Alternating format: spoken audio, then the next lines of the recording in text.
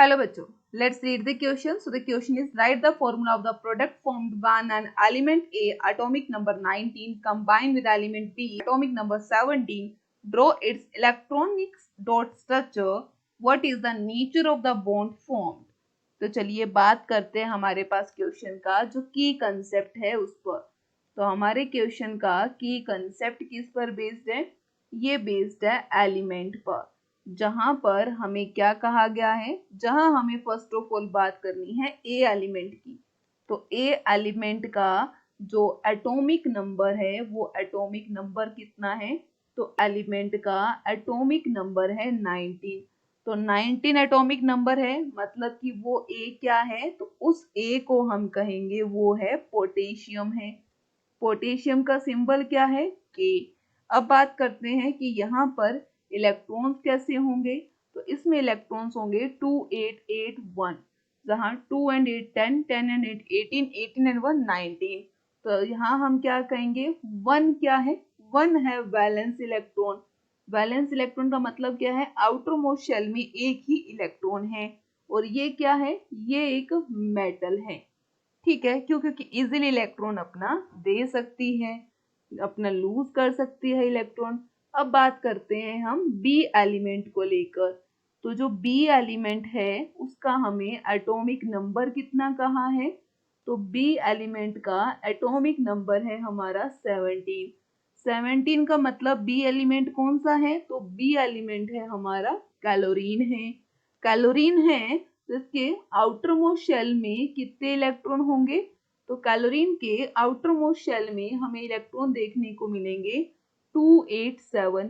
यानी कि हम क्या कहेंगे? हम कहेंगे 7 इसमें क्या है? वैलेंसी इलेक्ट्रॉन है।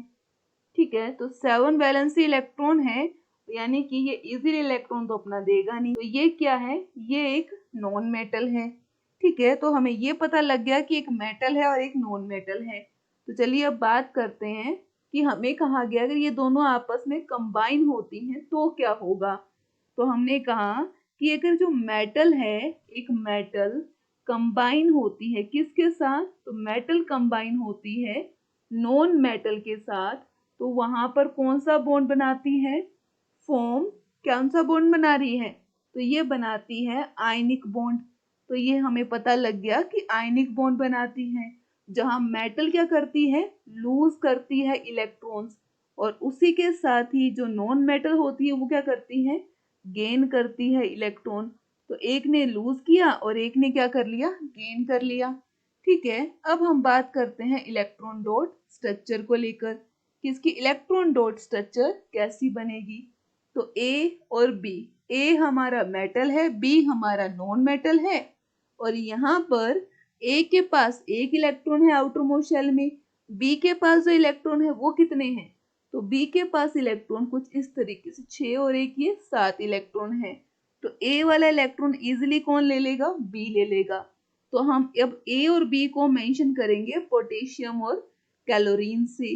तो चलिए बनाते हैं हम।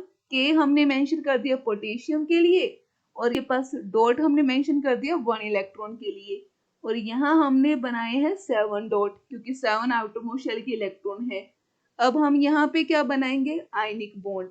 आयनिक बॉन्ड में पोटेशियम के पास पॉजिटिव चार्ज क्यों है? क्योंकि उसने इलेक्ट्रॉन अपना दिया है, लूज किया है, और कैलोरीन के पास कौन सा है? नेगेटिव चार्ज है। तो ये जो आयनिक बॉन्ड बना और ये कंपाउंड क्या बना? तो ये कंपाउंड बना है पोटेशियम क्लोराइड। ओके, सो ये हमने इलेक्ट्रॉन डॉट स्ट्रक्चर बनाया, पोटेशियम और क्लोराइड बन गया। I hope you understand very well. Best of luck. Thank you.